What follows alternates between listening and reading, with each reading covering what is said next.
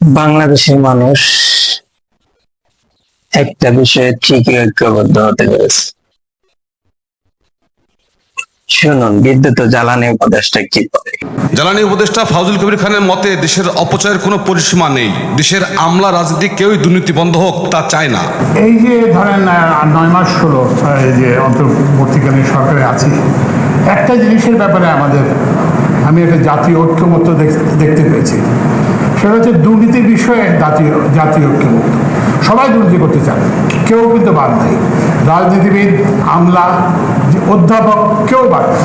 এই যে মূল্যস্ফীতি নিয়ন্ত্রণের যে আমরা মনে করি যে এটা সঠিক পথে এগোচ্ছে এবং আমরা আশা করি যে জুলাই মাস নাগাদ, জুলাই আগস্ট মাস নাগাদ এটাতে একটা সিগনিফিকেন্ট ড্রপ আমরা দেখতে।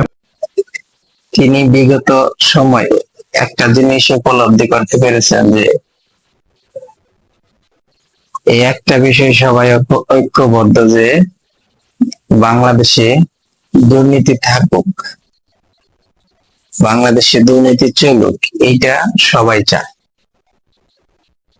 আর কিছুতে ঐক্যবদ্ধ হতে পারুক আর না পারুক, এই একটা বিষয়ে তারা ঠিকই ঐক্যবদ্ধ হতে পেরেছে।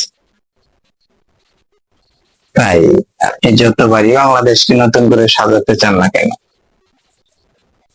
দুর্নীতি যদি বন্ধ না হয় তাহলে কোনো ফায়দা নেই, বাংলাদেশের কোনো উন্নতি হবে।